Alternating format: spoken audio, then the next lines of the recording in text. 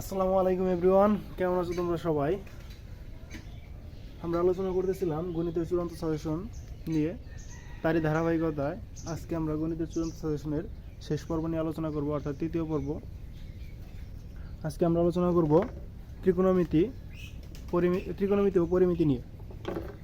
ত্রিকোণমিতি ও পরিমিতি চ্যাপ্টার দুটো অনেক বড়, এখান থেকে সাজেশন তৈরি করাটা একটু কঠিন হয়ে যায়, কারণ এখানে অনেক অঙ্ক আছে। কিছু কিছু অঙ্ক আছে যেমন ত্রিকোণমিতির থেকে অনেক সময় হুবহু পয়সা পড়ে, আবার অনেক সময় দেখা যায় যে কিছু কিছু অঙ্ক ভিতর থেকে অনেক সময় দিয়ে দেয়, যার কারণে এখান থেকে সাজেশন তৈরি করাটা একটু রিস্ক। তবুও যে অঙ্কগুলো বারবার আসে আমরা ওইগুলাই পড়ার চেষ্টা করব, যেন আমাদের ওইখান থেকে যদি আসে তাহলে আমরা অবশ্যই একটা ভালো মার্ক পেতে পারি। দেখো, তাহলে প্রথমে আমরা আলোচনা করব 9.1 নিয়ে। প্রথমে আমরা আলোচনা করব, আজকে আমাদের আলোচনার বিষয় হলো ত্রিকোণমিতি ও পরিমিতি।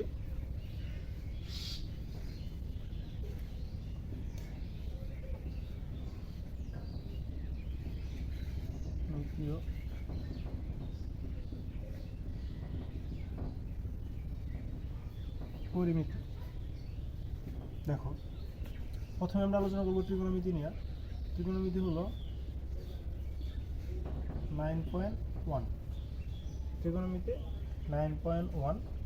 9.1 থেকে আমরা যা যা শিখব, প্রথমে আমরা শিখব উদাহরণ থেকে।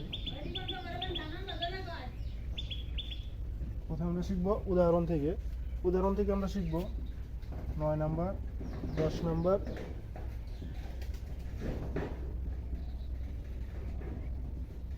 11 নাম্বার। আর একটা কাজ আছে, সেই কাজটা আমরা শিখে রাখবো।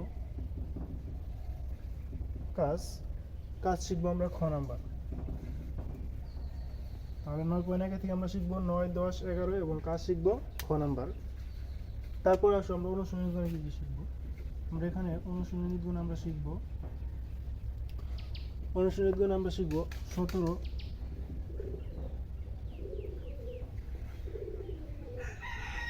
মিক্সার হয়ে যাচ্ছে না, 17, 18, 20, 22,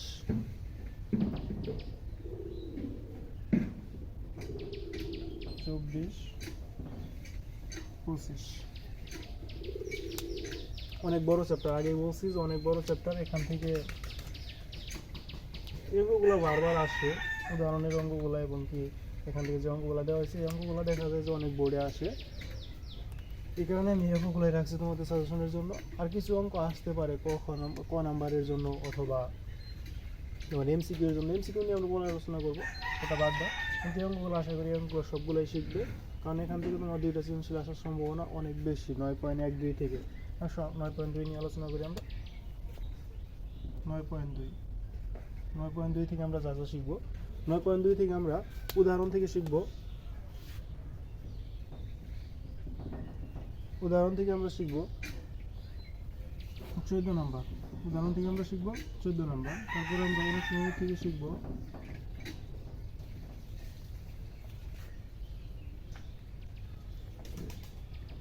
20, 22, 24, 25,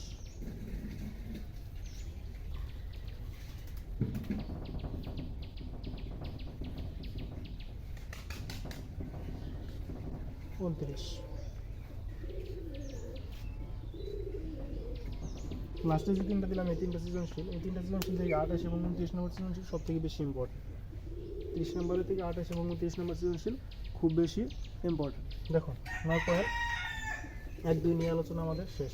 আশা করি এগুলো তোমরা সবাই শিখবে। তারপরে আসো আমরা আলোচনা করবো এখন 16 অধ্যায় নিয়ে। 16 অধ্যায়ের অনেকটি পার্ট দেখা যায়, 16.1, 16.2, 16.3, 16.4 পর্যন্ত আছে। এখান থেকেও আমাদের সাজেশন তৈরি করা একটু কঠিন হয়ে যায়। আগে বলছি যে এই 2টা চ্যাপ্টারও অনেক ম্যাথ আছে, যেখান থেকে কোথায় থেকে যে কোনবার আসে বলা খুব টাফ। তবুও আমরা চেষ্টা করছি যে তোমাদের জন্য যাতে যেগুলো কমন পাওয়ার মতো সেগুলো নিয়ে একটা সাজেশন তৈরি করার মতো। আশা করি এখান থেকেই আসবে, এরকম একটা আমরা আশা রাখতে পারি। আসো এখন আমরা আলোচনা করব 16.1 নিয়ে। এখন আমরা আলোচনা করব 16.1 আমরা আলোচনা করবো 16.1 নিয়ে। 16.1 থেকে আমরা যেগুলো শিখবো, আমরা এখান থেকে উদাহরণ শিখবো। উদাহরণ শিখবো 7 নাম্বার। তারপরে আমরা শিখবো অনুশীলনী থেকে আমরা শিখবো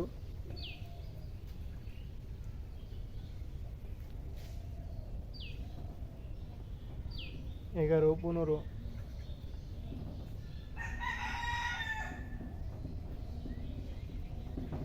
20,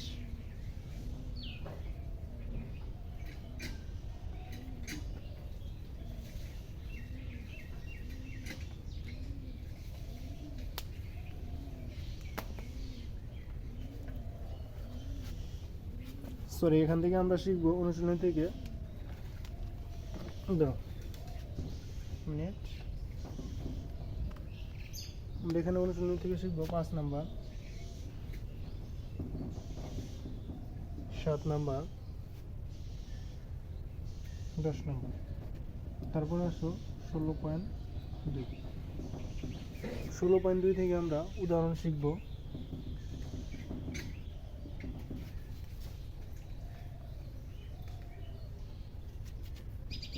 12, 13, 14,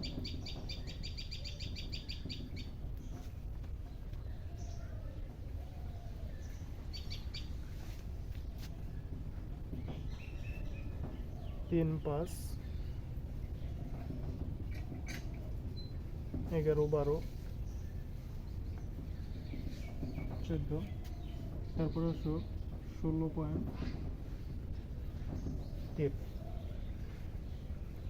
16.3 আমরা অনুশীলনের গুণাঙ্ক শিখব।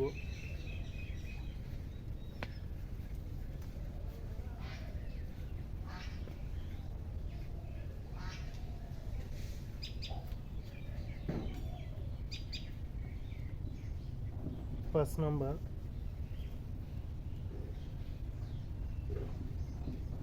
7, 8, 9। 16.4 থেকে আমরা শিখব 11 নম্বর, 12 নম্বর,